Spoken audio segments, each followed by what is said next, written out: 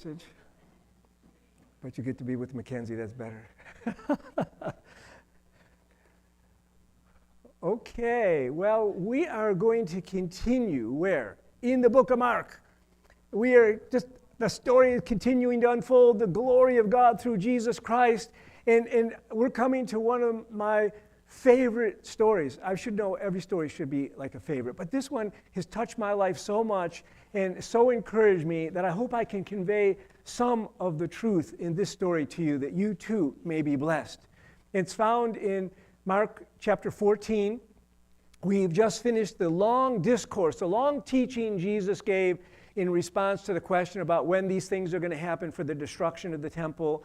And Jesus gave so many information about the signs and about his coming. And now we're at the final stages of his earthly life. And so let me share the story with you. Now, the Passover and the feast of the unleavened bread were only 2 days away. And the chief priests and teachers of the law were scheming to arrest Jesus secretly and to kill him. But not during the feast, they said, lest the people riot. When Jesus was in Bethany, reclining at the table of the home of Simon the leper, a woman came with a very expensive jar of perfume made of pure nard. She broke the jar and poured it on the head of Jesus.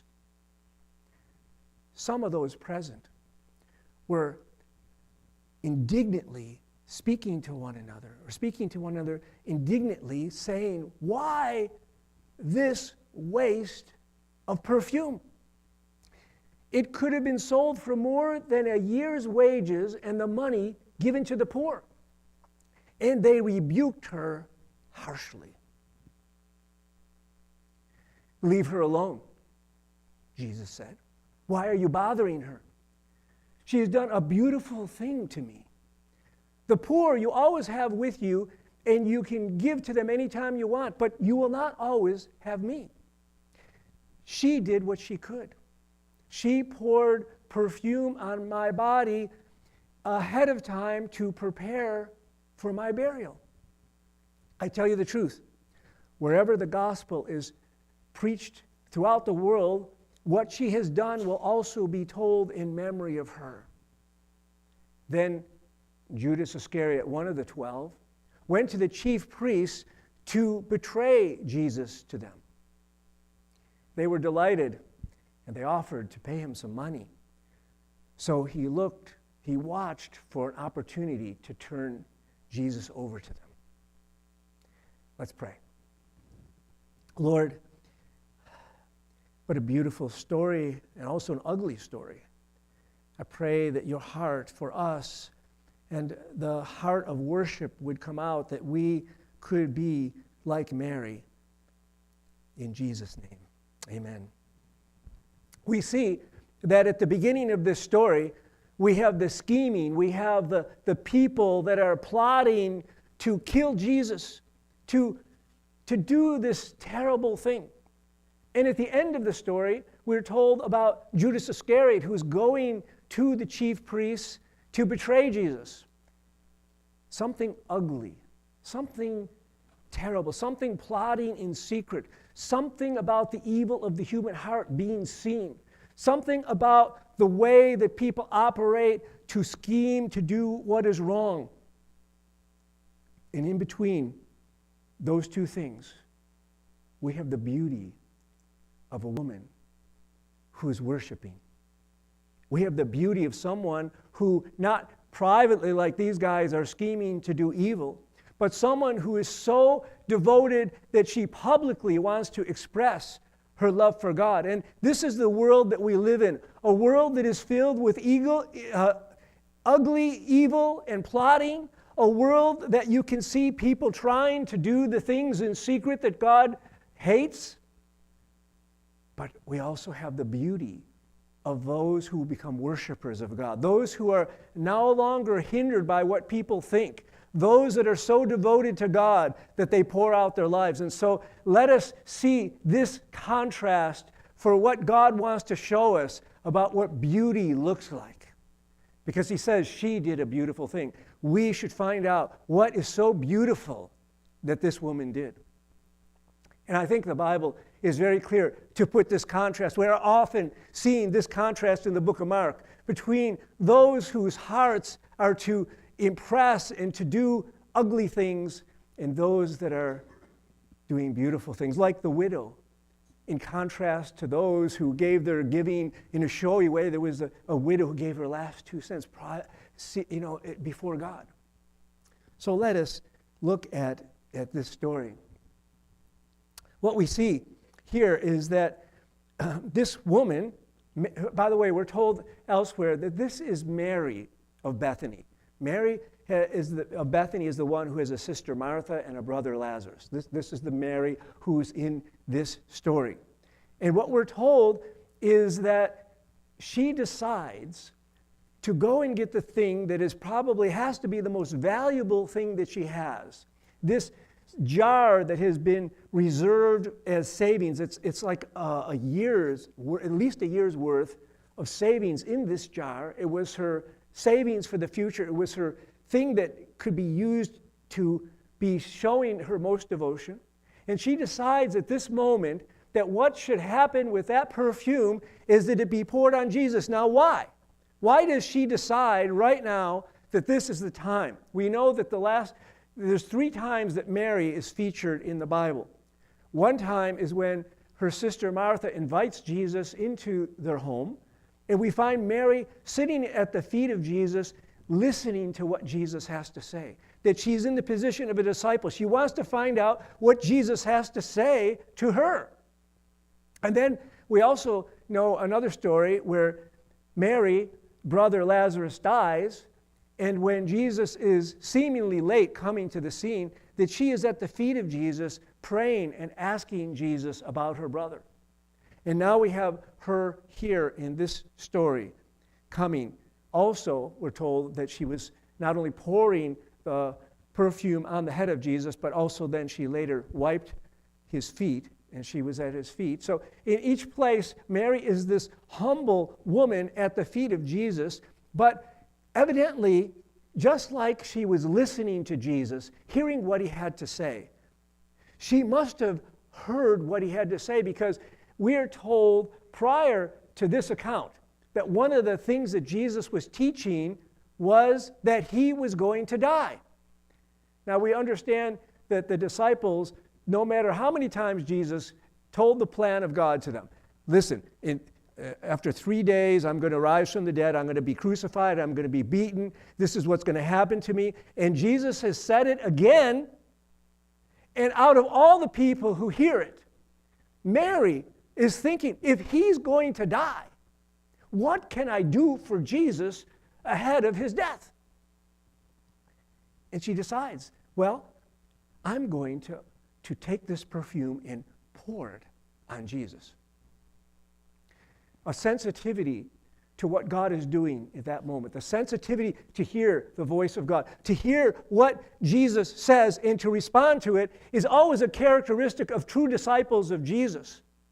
And so we ourselves, in order to know what should we do, need to be listening to what God has to say, which is why not only coming here, but in our personal devotion to God, Lord, what do you have to say to me today? Lord, you've woken me up today because you have a word to speak to me. Every day you want to tell me something. Now sometimes my ear is blocked by other things. There's too much noise. Sometimes I need to have a longer time. But please know that it is the delight of our God every day to give us a word not only for us, but to encourage other people. What else do we have to encourage one another with except the truth of God? And so listening to what God has to say, like Mary, is a very vital thing to know what to do. Now Mary, in this case of pouring the perfume on Jesus, we need to know this, this action is so profound because the jar that this was in, this alabaster jar, was the type of jar that is similar to that when you break it, it's unusable anymore. So it's a one-time use, which means that whoever it's going to be broken for, it's so important that it be fully given to that person. No sense of taking a little bit out, like just, you could open it up and pour it and then have a little bit left. You could reserve some for later on. But when you're breaking the jar, you're saying, this is it. One-time use, no more. I'm going to pour it out. And so Mary was wholehearted. She was the one who gave herself completely to Jesus. We were singing that in our songs today. But here's the basic question in this story. The question that was trying to be decided between the disciples and Jesus. And the question is, was it a waste? Or was it worship? From the one perspective of the people who saw followers of Jesus, disciples of Jesus, that when they saw this, they were indignant. They criticized the woman. They said this was not the right use of this perfume. This was a waste. Well, how could followers of Jesus look at a woman's devotion like this of the value of Jesus Christ and criticize it? They were out of sync. They were not aware of what God was doing at the time. And to be able to criticize the devotion of this woman shows how much out of touch they were with the heart of God at this time.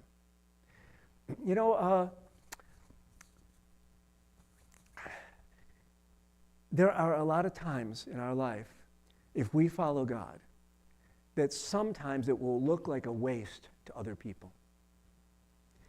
Now, I usually ask permission from my wife to share something out of her life, and I forgot to do it this time. So I hope I'm okay. Yeah, that's right. That's right. You didn't ask her permission. My wife is trained as a medical doctor, and as a medical doctor, what happened is she went through 4 years of undergraduate school, and then she had to go 4 years to medical school, and then she had to do 4 years of residency training, and then she had 2 additional years where she was fulfilling this government obligation. So that's 14 years. And during that time, we were having babies, children. And after 14 years, she said to me, you know what I want to do? I want to stop working as a doctor, and I want to take care of our children. And I said, okay, let's do it. Let's invest in our children. And I remember someone saying, what a waste. 14 years of education, all that training as a doctor, and you're now going to watch kids at home? What a waste. Oh my. Well, the value of our children, the value of investing in that generation, it was not a waste, a heartache sometimes. But hey, that was a choice in the value. Now, that is not a criticism of anyone who's working and having kids, okay? Please don't hear this incorrectly. I'm saying for us, that devotion, that following what God had put in her heart as a mom was a devotion to God. I think about a story. I don't know if, did you get a PowerPoint or not? No? It's okay. Can you put it up? What's that? Yeah, put it up. I want to tell you about a guy by the name of John Chow. John Chow, that's him. John Chow heard about a group of people living on an island, the Sentinel Island, that were basically removed from every other group. They were like, what do they call it? An isolated group of people. And that all of a sudden he got this burden that this group living on this island should hear about Jesus Christ and the sacrifice he made for them. And so he learned that, the way they lived was very simple, sometimes called primitive. They just didn't have much that they did other than their subsistence farming and fishing. But he decided to prepare by living in the wilderness for 3 years. He got emergency medical training. He went to language school to learn how he could learn language. He did all sorts of preparation to be able to say, I want to go and be as prepared as I can to share the gospel with these people. He prepared for years. And then came the time when he went to the island. And he even thought about, okay, what's the approach I should take? He brought them some gifts, and then he went away, and then he came back again. Well, finally, when he came onto the island, they shot him with arrows and killed him immediately. And there was a number of people who said, what a waste. What a waste. In fact, not only that, but they harshly criticized him after he died. They did to him what they did to this woman. Like, why did he leave those people alone? They were fine without him going there. He shouldn't have thought that he should go and give this message to them. They're living without Jesus. That's okay. So, there's just a lot of time. Oh, you can see where it is. It's out in the middle of the ocean, or the Bay of Bengal there. Yeah, you can read his story sometime. I think because he did it as an act of worship to God, Jesus would have said he did a beautiful thing. Yes? We don't know what the ultimate impact is, but we do know Bonhoeffer. John and I have great respect for Bonhoeffer. And he was killed needlessly by Hitler right before peace of World War II. And the impact that he had, or take Nate Stain, Edward Steer, who gave us a splendor. You think about that too. Those were 5 people who came to share the gospel. Yeah. The impact of that, we are able to see in our lifetime. Sometimes we don't. So it's a no-brainer that whether you're like Wilberforce and you live like, I don't know, really old, or whether you're like Bonhoeffer and you live in your early 30s, or Charlie Kirk, I don't know. Jesus Christ, if you are living in good hands, your impact is for always done. And we can't measure that. We don't have the statistics, but we do have the assumptions. Whether you live long or Yes. Well, I think again, as an act of devotion, we just know that whatever is given to Jesus Christ is never lost or wasted. And so this woman, Jesus said, it's so interesting, Jesus' reaction to this woman. We should gain such encouragement from Jesus' response to this woman.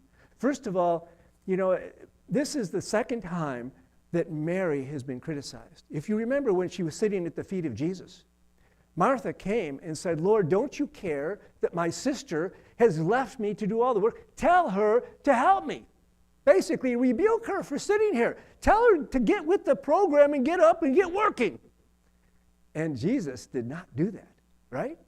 He instead gently rebuked Martha and said, hey, she's chosen the good part. It's not going to be taken away from her. And here again, we don't see Mary talking, but we see Jesus defending her. We see Jesus coming to her and saying, no, leave her alone. And brothers and sisters, you need to know God is your defender. If you are serving God, you do not have to justify yourself. You don't have to explain everything to everyone else so that they make them understand why you're doing this way, why they think you're living so foolishly, why you're wasting your time. Let God be the one who defends you. I remember, again, once in my life where some people were accusing me of some things, and I remember God saying to me, just be quiet. I will be your defender. Like, you don't need to say a word. And God worked it out. God worked it out for me. I saw him as my defender.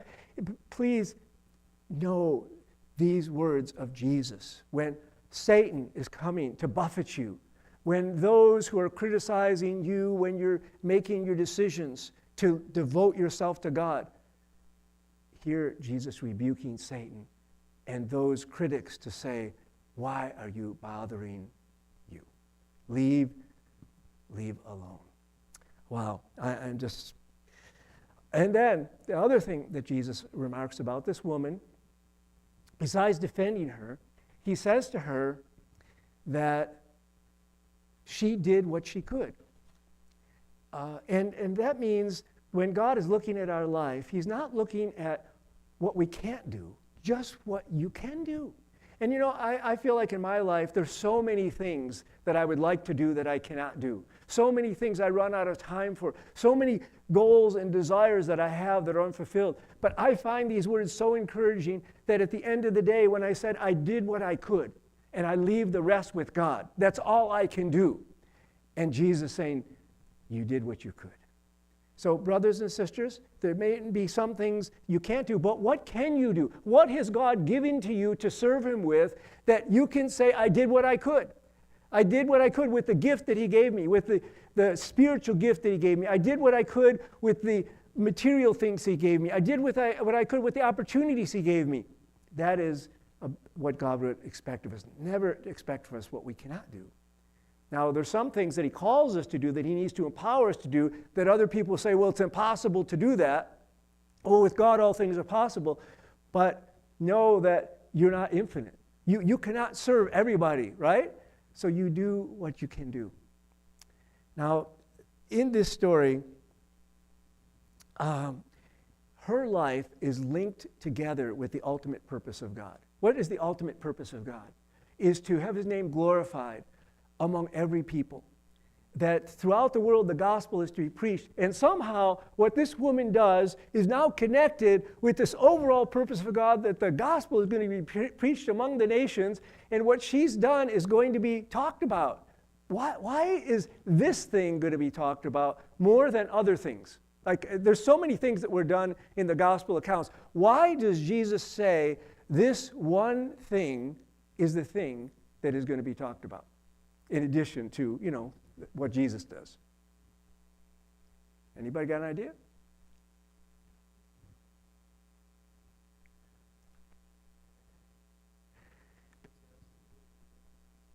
Yeah, it does. So he said it has, because it's a picture of the death of Jesus, that the broken bottle with the perfume coming out. And coming out in a fragrance. We know that Jesus' death on the cross, that in the Old Testament when sacrifices were made, it says it was a pleasing aroma to God. It was like a perfume. And that when Jesus died on the cross as a sacrifice, that it was like a perfume, like an aroma that would fill the earth, that the smell of forgiveness, that the scent of that, it would be so wonderful that would fill the earth. And so this woman ahead of time is picturing that. Is that what you mean? Good. Yeah, okay. So that there is that aroma of Christ that is being pictured here. I think that is in line with it. I think what's also in line is the priority of worship. That really God is worthy to be worshiped. And so this woman is demonstrating the ultimate value of Jesus and giving our lives completely to Him. And so that's why it's there, because that's what God is calling worshipers from every group of people to Him. And so this woman is demonstrating that, how wonderful it is. And part of his energetic defense of her to the disciples who were putting her down, not only is this a beautiful thing, this is going to be talked about forever. Indeed. Well, there's something else here that I want to pull out. Oh, okay. One more thing is that she demonstrated the value of Jesus by breaking the jar and giving it completely to Him. So this is a picture of Jesus' body being broken. Now, if Jesus' body, and that's the next story, by the way, Jesus' body being broken, if His being broken then is to show the value of something else, what is He showing the value of? He's sacrificing for us who are nothing, but He is now making us so valuable by His blood that God is purchasing us by His blood to show that we were so valuable to Him that He did not want us away from Him. That is love. Love shows the value of things. And so we see God's love for us. You know, that goes along with that testimony of God. We're not valuable in ourselves except for the love of God. The love of God makes us valuable so much that He would die for us.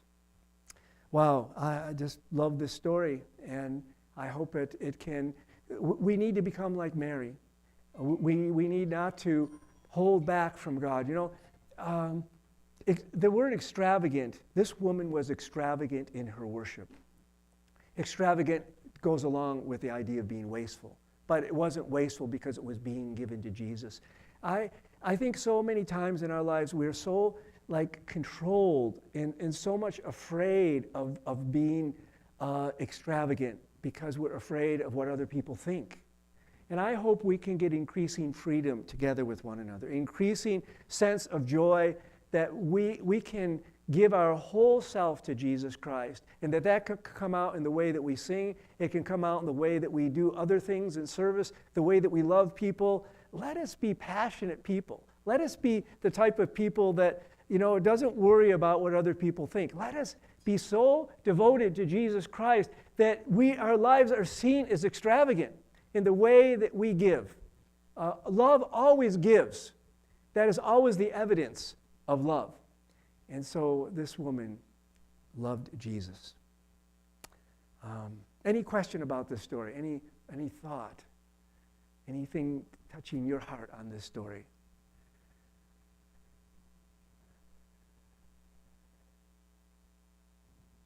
Yes.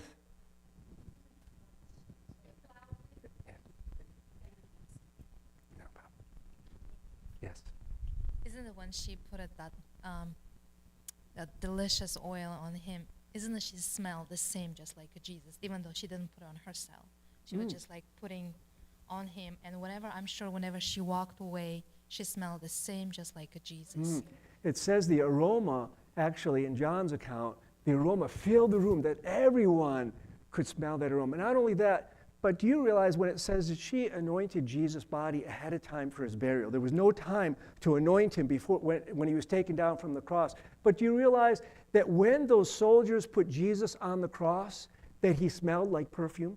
There's not a break here between her pouring the perfume on Jesus and then him going on to the cross, which means that when people were coming to Jesus, when he was being put on the cross, he still had that perfume already on him, which I wonder when they were putting Jesus to death and they're smelling, and they'd say, he smells so beautiful. How is this act of evil of us putting him to the cross being accompanied by this smell of perfume? Isn't that the way God's goodness and mercy invades into this world and into the evil, that it's the smell of perfume, beautiful perfume in the midst of an evil generation? And so yes, that perfume not only blessed Jesus, but which it did, it blessed everyone who came in contact with Jesus. And so we are called to be the aroma of Christ. That when we have Jesus in him, that same perfume is radiating out of our life. Well, hang on. I'm going to hold on this time, okay? Anyone else have a comment? Okay. Then what we're going to do in response to this time is we're going to have the Lord's Supper. And we ate together, some of us beforehand, but up here is the cup that has the juice in it and the bread in it. Next week we're going to move into the story of Jesus with the Last Supper, but this is a type of remembering worship. Just like the jar was broken, we're remembering the broken body of Jesus Christ today, and that the response should be to be devotion and worship and love for him. So I thought it was appropriate that we would reflect on that. And so let me remind you that that's what Jesus did on the night before he was betrayed. He took the bread and broke it, like the woman broke the jar. He broke the bread, which was a picture of his body, and he gave it to his disciples. He says, "Take this and eat, all of you. This is the bread that is a picture of my broken body, which is going to be broken for you." And he took the cup, and he gave that to them, and he told them this was the picture of the blood of the new covenant for the forgiveness of sins that would be shed for them in their name. So we're going to remember that when we take the bread and eat it and remember his death, and then when we drink the juice, we'll remember his blood shed for us. And I think as we do that, maybe we can go back quietly to that first song that we sang tonight, and we'll use that song to respond then. But yeah, let me pray and then we'll come. Lord, thank you so much for this story today, for this beautiful picture of worship through the life of Mary. And I pray that we as a church can be a church of extravagant worshipers. Lord, that we too will give you all that we have, all of our best. Lord, that we will live lives that show your worthiness. And Lord, I pray too that we could hear what you're speaking to us at this moment. Maybe, Lord, even there's something you want to put on each of our hearts, of something specific, just like you did for Mary, that at that moment that she went and got the jar. Lord, would you show us if there's something that you're calling us to do as an act of service and devotion to you? Lord, just, speak to us if there's something specific you would like us to do today or this week.